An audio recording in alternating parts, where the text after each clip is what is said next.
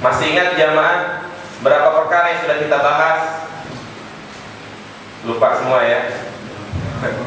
Nah, 3. Yang pertama yaitu al-isyraku billah, berbuat syirik kepada Allah Subhanahu wa taala, menyekutukan Allah Subhanahu wa taala dalam hal rububiyah, uluhiyah, asma wa sifat.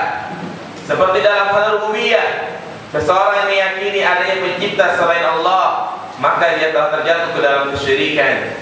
Syirik uluhiyah yaitu dia berbuat syirik kepada Allah, menyekutukan Allah Subhanahu wa taala dalam hal ibadah, seperti berdoa kepada selain Allah, bertawakal kepada selain Allah, bersumpah kepada selain Allah, maka ini termasuk syirik apa? Uluhiyah. Atau syirik dalam asma wa sifat, yaitu menyamakan sifat-sifat Allah dengan makhluknya, padahal Allah mengatakan laisa kamitslihi syai'un wa huwas samiul basir. Tidak ada keserupaan antara sifat Allah dan sifat makhluknya. Dan juga telah kita jelaskan tentang ancaman orang yang berbuat syirik, bahwasanya orang yang meninggal dalam keadaan membawa dasar syirik, maka dia meninggal dalam keadaan yang sangat jelek sekali, dalam keadaan su'ul khatimah, di mana Allah tidak akan mengampuni dosa kesyirikan tersebut. Innallaha la yaghfiru an yushraka bihi wa yaghfiru ma duna dzalika liman yasha. Kemudian juga yang pernah kita jelaskan, di antara 7 perkara yang bisa membinasakan umat ini, yaitu wa qatlun nafsi allati harramahullah, yaitu membunuh jiwa yang diharamkan oleh Allah Subhanahu wa taala. Di antara jiwa yang diharamkan untuk dibunuh, di antaranya siapa? Muslim. Seorang muslim yang sudah mengucapkan 2 kalimat syahadat, mendirikan salat, menunaikan zakat, maka hartanya, kehormatannya, darahnya haram untuk dirusak. Haram kaum muslimin dilukai, haram juga kaum muslimin untuk dibunuh. Dan yang ketiga di antara dosa besar yang pernah kita jelaskan, wasihr. Apa itu? Sihir. Ya, melakukan sihir. Inilah jamaah sekalian 3 dosa besar yang sudah kita jelaskan. Tentu kemudian jamaah sekalian, di antara dosa besar yang ke berapa? Yang keempat, yang disebutkan dalam hadis yang mulia ini, yaitu aklur riba. Apa jamaah sekalian? Aklur riba, memakan harta riba. Ya, memakan harta riba, yaitu memakan harta manusia dengan cara yang zalim, mengambil harta orang lain dengan cara yang batil. Ini merupakan dosa besar. Karena apa? Karena menyelisihi apa yang difirmankan oleh Allah Ta'ala, di mana Allah berfirman, ahallallahu al-bai'a wa harrama riba. Allah menghalalkan jual beli dan mengharamkan riba. Dan ini banyak sekali di zaman kita jamaah sekalian, di mana mereka menghalalkan transaksi yang satu ini, yaitu menghalalkan transaksi riba. Kita lihat ada orang yang meminjamkan saudaranya uang. Misalnya ia meminjamkan kepada saudaranya 1 juta, kemudian dia meminta untuk dikembalikan lebih dari itu. Meminta dikembalikan misalnya 1.200.000, 1.100.000 misalnya. Maka yang 100.000 atau yang 200.000 ini disebut namanya apa? Riba. Riba jamaah sekalian. Bahkan dia menjadi musibah besar. Kita lihat ada orang yang mencari usaha, mencari rezeki, mencari nafkah dengan cara seperti ini. Ya, kita lihat apa yang disebut dengan istilah sekarang itu apa? Rentenir. Ya, tahu rentenir kan? Yang kerjanya meminjamkan uang, kemudian harus mengganti dengan sekian-sekian. Maka yang termasuk riba jahiliyah, riba yang sangat dilarang di dalam Islam. Ya, Allah Subhanahu wa taala sangat murka dengannya. Ya, karena secara umum jamaah sekalian, yang namanya kemaksiatan, perbuatan haram, ini pasti mendatangkan kejelekan. Sebaliknya, perbuatan ketaatan kepada Allah pasti mendatangkan kebaikan. Dampak buruk riba ini banyak sekali. Di antaranya dia telah melakukan kezaliman, yaitu terhadap saudaranya, dan juga banyak sekali ayat-ayat disebutkan di dalam Al-Quran dan hadis-hadis Nabi SAW ancaman ya terhadap orang yang memakan harta riba. Apa saja ayat tersebut? Kita baca satu persatu ya, yaitu bahaya memakan harta riba.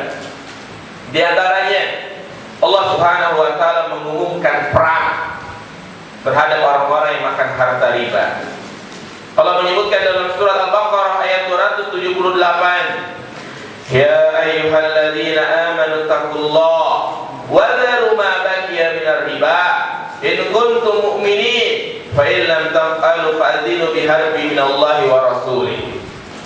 Ya, wahai orang-orang yang beriman, bertakwalah engkau kepada Allah dan tinggalkanlah perkara-perkara yang tersisa dari riba jika kalian sebagai orang yang beriman. Ini jamaah sekalian, kalau kita mengaku sebagai orang yang beriman, maka kita harus berlepas diri dari transaksi-transaksi riba. Jika kalian tetap melakukan itu, tetap melakukan transaksi riba, memakan harta riba, atau bekerja di tempat di situ ada transaksi riba, maka fa'adzinu biharbin minallah, umumkanlah perang. Ya, jadi Rasulullah SAW, Allah Subhanahu Wa Taala memerintahkan untuk apa? Memerangi mereka. Ya, dan riba itu termasuk dosa besar. Yang mana dosa besar itu jamaah sekalian tidak bisa hilang dengan melakukan amal soleh. Ya, amal soleh yang bisa menghilangkan perbuatan dosa itu hanya dosa-dosa apa? Dosa-dosa kecil. Seperti sering kita dengar as-salatul khamsu wal jum'atu ila jum'ati wa ramadan ila ramadan kafaratu lima bainahuma, ya, malam idza tulibatil kabair. Jadi salat 5 waktu, Jumat ke Jumat berikutnya, Ramadan ke Ramadan berikutnya, ini sebagai pengampunan dosa selagi dia tidak melakukan perkara dosa besar. Kita berwudu dikatakan setiap ya air menetes dari wajah kita, dari tangan kita, ini sebagai pengampunan dosa. Tetapi yang dimaksud dengan dosa ini dosa apa? Dosa-dosa kecil. Adapun dosa besar seperti riba, ya, ini cara bertaubatnya. Ya, agar diampuni dosa tersebut, dia harus taubat nasuha dan harus secara totalitas meninggalkan transaksi-transaksi riba. Karena kita jamaah sekalian, orang yang memakan harta riba itu nanti pada hari kiamat dia dibangkitkan dalam keadaan seperti orang yang apa? Orang yang kesurupan, tercekik. Ya, apa kata Allah? Alladzina la yaquluna riba la yaqumuna illa kama yaqumul ladzi yatakhabbathu syaitanu minal mas bi annahum qalu innamal bay'u mislu riba. Ya, alladzina yaquluna riba, orang-orang yang makan harta riba, mereka tidak berdiri nanti pada hari kiamat. Mereka dibangkitkan pada hari kiamat seperti orang yang kesurupan. Ya, yaitu karena mereka mengatakan jual beli itu seperti apa? Seperti riba. Dan juga jemaah sekalian, orang yang memakan harta riba ini dilaknat oleh Allah Ta'ala. Kalau pertanyaan, bagaimana hukum orang yang bekerja di suatu perusahaan atau di suatu tempat, ya, yang mana dia gajinya dari transaksi riba, hukum menjadi sekretaris, hukum menjadi pencatat, ya, maka ini termasuk juga di dalamnya. Karena Rasulullah SAW mengatakan secara tegas, la'anallahu akila riba wa mukilahu wa katibahu wa syahidahu kulluhum sawa, kata Nabi. Allah melaknat orang yang memakan harta riba. Ya, orang yang memakan harta riba. Kemudian apa? Wakilnya, wa katibahu, pencatatnya, wa syahidai, dan juga apa? Saksinya. Kulluhum sawa, kata Nabi. Semuanya sama dosanya. Ya, makanya jamaah sekalian, kalau kita sudah mengetahui kalau itu adalah tempat di mana terjadi transaksi riba, maka hendaklah kita selamatkan akidah kita. Kita selamatkan agama kita. kita. Jangan sampai ya kita hidup di dunia ini ya memakan makanan yang haram. Percuma seorang punya mobil, percuma seorang punya motor, punya rumah mewah, punya apartemen, punya investasi, tapi itu semuanya tidak ada keberkahan karena harta tersebut telah dilaknat oleh Allah Subhanahu wa ta'ala. Kemudian selanjutnya, dosa besar yang keberapa? Yang kelima, aklu malil yatim. Apa itu? Memakan harta anak yatim. Ya, memakan harta anak yatim ini termasuk dosa besar. Karena ini termasuk kezaliman. Dan ingat, ya, dikatakan dosa besar karena di situ ada ancaman secara khusus, ada hukuman secara khusus. Dan tadi riba termasuk dosa besar. Kenapa? Karena Allah memberikan ancaman secara khusus, di mana Allah melaknatnya. Ya, dia nanti pada hari kiamat dibangkitkan dalam keadaan seperti orang yang kesurupan. Demikian pula memakan harta anak yatim ini termasuk dosa besar, di mana Allah Subhanahu wa ta'ala menyamakan orang yang makan harta anak yatim sama saja dia memasukkan ke dalam perutnya api neraka. Sekarang apa yang disebut dengan anak yatim itu jamaah sekalian? Ada yang bisa memberikan pengertian apa itu anak yatim? Hah? Anak yatim adalah orang yang tinggal mati oleh siapa? Oleh bapaknya. Berarti kalau di antara jamaah di sini ada bapak yang sudah meninggal, anak yatim gitu ya? Hah? Ya, yang belum apa? Dia belum balik. Ya, karena itu dikatakan oleh para ulama tentang pengertian anak yatim, al-yatim bi annahu man mata abuhu wa huwa dunal bulugh, dzakaran aw unsa. Di hadis la yatma ba'da ihtilami. Ya. Jadi pengertian yatim itu adalah orang yang ditinggal mati oleh bapaknya. Orang yang tinggal mati oleh bapaknya dan saat itu dia belum mencapai usia balik, baik laki-laki maupun perempuan. Sebagaimana hadis tadi, la yatma ba'da ihtilamin. Tidak ada yatim, artinya bukan dikatakan yatim kalau orang ditinggal oleh bapaknya setelah apa? Setelah balik. Ya. Kemudian juga dikatakan di dalam kitab Lisanul Arab, al-yatimu fin nas min kibalil ab wa fil bahaim min kibalil wa la yuqali man faqada al minan nasi yatimun. Ya. Jadi yatim itu adalah yatim di kalangan manusia itu adalah yang ditinggal oleh bapaknya. Adapun di hewan dikatakan yatim itu adalah yang ditinggal oleh ibunya. Karena itulah tidak bisa dikatakan orang yang ditinggal ibunya dikatakan apa? Dikatakan yatim. Nah, ya. Jadi orang yang ditinggal ibunya bukan dikatakan yatim, tapi kita biasanya diistilahkan apa itu? Piatu ya. Nah, ya beda hukum piatu sama yatim. Jadi ini pengertian yatim jamaah sekalian. Ya, ini disebutkan dalam kitab Lisanul Arab. Karena itulah yang bukan termasuk pengertian anak yatim yang pertama, setiap anak yang ditinggal mati oleh ayahnya sedangkan dia sudah balik. Kalau kita misalnya nih, sini hati sudah pada balik semua kan? Ya, kalau sudah balik, kemudian orang tuanya meninggal, bapaknya meninggal, maka ini bukan dikatakan sebagai anak yatim. Apa itu tanda-tanda balik? Ini juga perlu saya jelaskan. Tanda-tanda balik diantaranya adalah mimpi basah, kemudian tumbuhnya bulu kemaluan di sekitarnya, ya, mencapai usia 15 tahun, baik laki-laki perempuan. Kalau sudah mencapai usia 15 tahun walaupun dia belum bermimpi, maka sudah dikatakan balik. Adapun bagi wanita, dia apa? Ya, keluarnya darah haid. Ya, jadi dikatakan balik. Kalau dia sudah mengalami seperti ini, ya, maka apabila orang tuanya meninggal, bapaknya meninggal, maka tidak dikatakan yatim.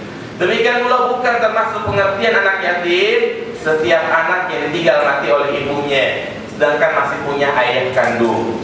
Ya, dan juga bukan pengertian anak yatim setiap anak yang ditinggal oleh bapaknya, tapi bukan ditinggal mati, tapi ditinggal apa?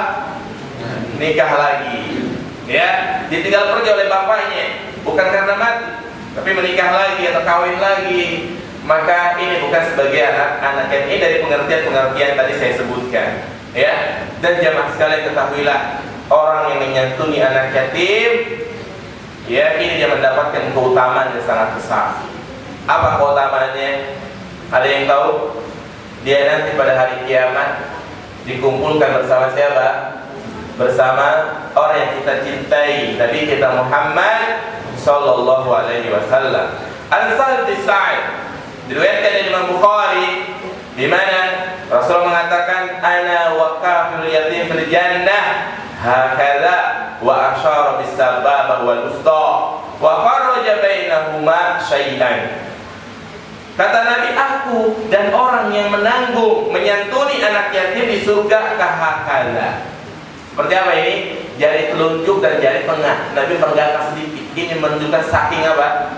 Ya, saking dekatnya. Jari telunjuk sama tengah dekat kayak ini. Enggak ada pemisah. Nabi tidak memberikan perumpamaan antara aku dan penyantun anak yatim seperti dari telunjuk dan kelingking. Dipisah nggak ini? Dipisah, tapi Nabi memberikan isyarat ya seperti jari telunjuk dan jari tengah, itu yang menunjukkan sangat dekat sekali. Ya. Jadi dari ini memberikan faedah jamaah sekalian, orang yang menyantuni anak yatim di dunia, dia akan menempati kedudukan yang sangat tinggi nanti di surga. Dia akan dikumpulkan bersama Nabi sallallahu alaihi wasallam. Yang namanya yang kedua, menanggung anak yatim itu ya termasuk di dalamnya mengurusi, memperhatikan semua keperluan hidupnya, seperti kita memberikan nafkah, makan dan minum, memberikan pakaian, mengasuh, mendidiknya dengan pendidikan yang benar, atau itu termasuk menyantuni anak yatim, yaitu kita menyekolahkannya, SPP-nya kita yang nanggung, ya, SPP-nya kita yang nanggung. Maka itu termasuk ya orang yang menyantuni anak yatim.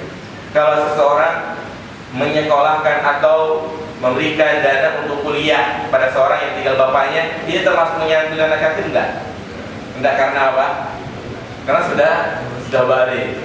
Ya. Nah, kemudian juga di antara faedah dari hadis yang tadi saya sebutkan bahwa keutamaan itu berlaku bagi orang yang menyantuni anak yatim dari harta orang lain, ya, atau dari harta itu sendiri. Jadi dari harta anak yatim itu sendiri.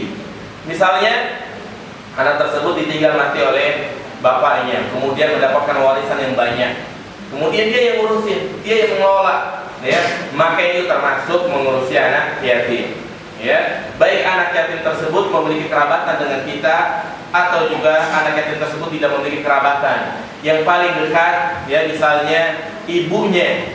Ibunya kalau dia mengurusi anak yang ditinggalkan oleh bapaknya itu, maka itu termasuk mengurusi anak yatim. Ya, ini jamaah sekalian tentang beberapa keutamaan orang yang menyantuni anak yatim.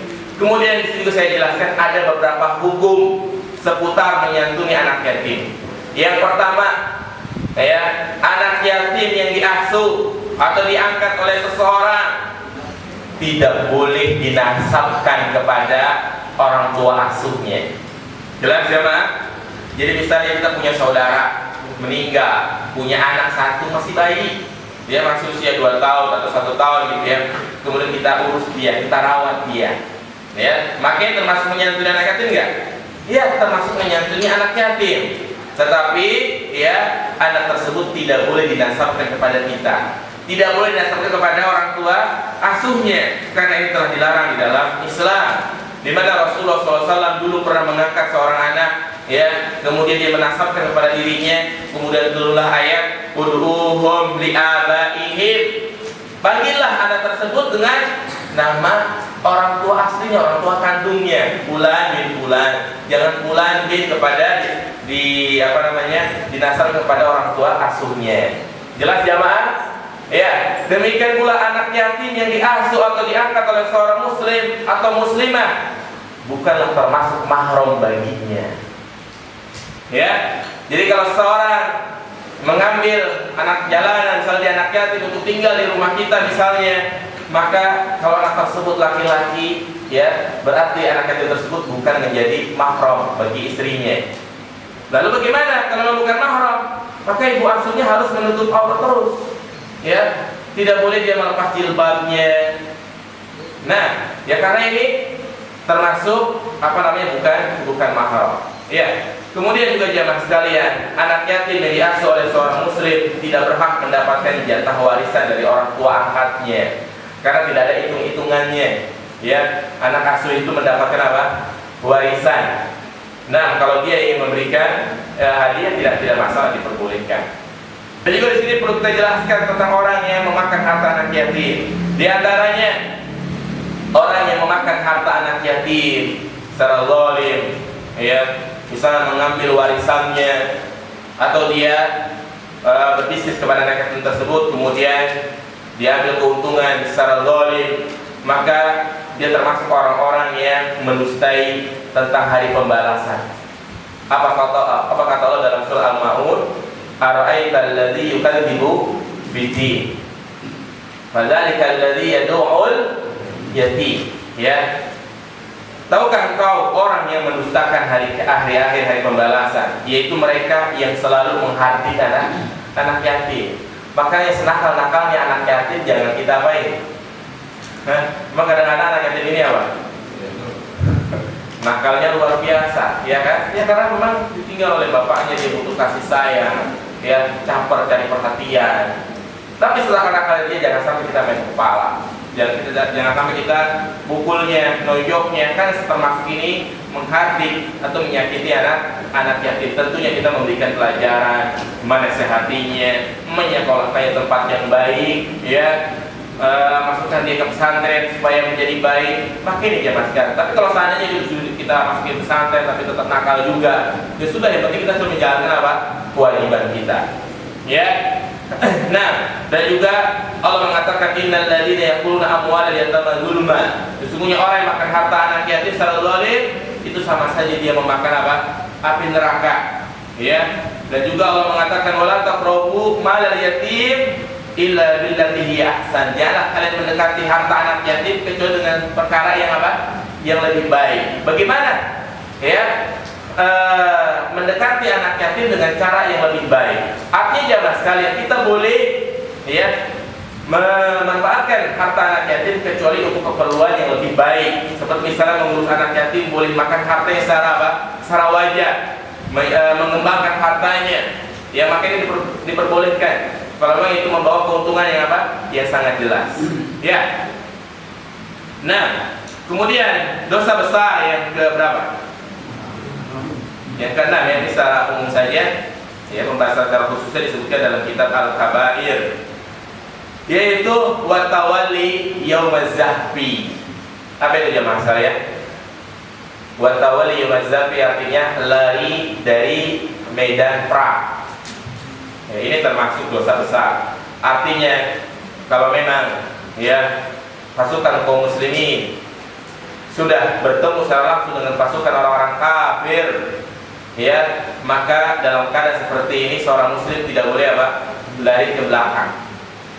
Ya, sebagaimana Allah berfirman, "Wa may yuwallihim yawma idzin dubura illa mutaharrifan liqitalin aw mutahayyizan ila fi'atin faqad ba'a bighadabin minallah wa ma'wahu jahannam wa bi'sal masir." Ya, surah Al-Anfal ayat 15. Barang siapa yang mundur pada waktu itu, yaitu ketika perang berkecamuk atau sudah hampir berhadapan-hadapan, ya, kecuali dia berbelok untuk siasat atau hendak menggabungkan diri dengan pasukan yang lain, maka sungguh orang itu kembali dengan membawa kemurkaan dari Allah, tempatnya neraka jahanam, dan itu adalah seburuk-buruknya tempat. Jadi ayat ini jelas sekali jamaah sekalian, ya. Apabila kaum muslimin sudah berhadapan dengan orang-orang kafir, yang di sini adalah perang harbi, bukan kafir zimmi. Artinya betul-betul orang kafir menyerang kita. Tapi kalau seandainya orang kafir yang ada di perumahan-perumahan gitu, boleh kan kita bunuh? Boleh kan jamaah?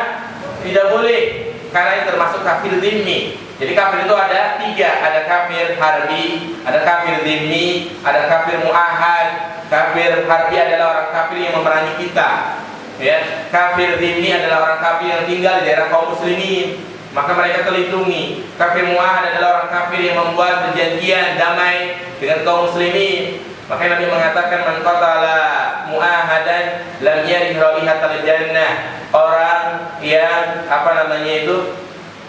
yang memerangi atau membunuh orang kafir zimmi atau mu'ahad, maka dia tidak mencium baunya surga. Tetap kehormatan mereka, harta mereka terjaga. Tidak boleh kita datang ke rumahnya kemudian mencuri barangnya. Ya, adapun yang dimaksud di sini adalah apabila orang kafir itu telah menyerang kita, maka kita tidak boleh berlari dari peperangan tersebut. Ya, makanya Allah mengatakan, ya ayyuhalladzina amanu idza laqitumul ladzina kafaru zahfa fala tuwalluhumul adbar. Wahai orang-orang yang beriman, apabila kalian berhadapan dengan orang-orang kafir dalam medan perang zahfa, maka janganlah kalian mundur, janganlah kalian lari ke belakang. Ya, melarikan diri dari pertempuran, ia melarikan diri dari barisan perang pada hari peperangan di saat kaum muslimin melakukan penyerangan terhadap kafirin. Karena perbuatan ini mengandung banyak kerusakan. Apa kira-kira kalau seandainya lagi semangat-semangat berperang, ada 3 orang, 5 orang lari ke belakang? Kira-kira apa? Pasukan yang lain apa yang terjadi? Meruntuhkan mental kaum muslimin, ya kan? Dan juga memperkuat mental orang-orang kafir, dan juga memporak-porandakan barisan kaum muslimin, karena mungkin apalagi panglima yang lari ke belakang gitu ya. Ya, maka membuat kocar kacir sehingga orang kafir bilang, oh ternyata mereka takut, mereka tambah diapain, tambah diserang.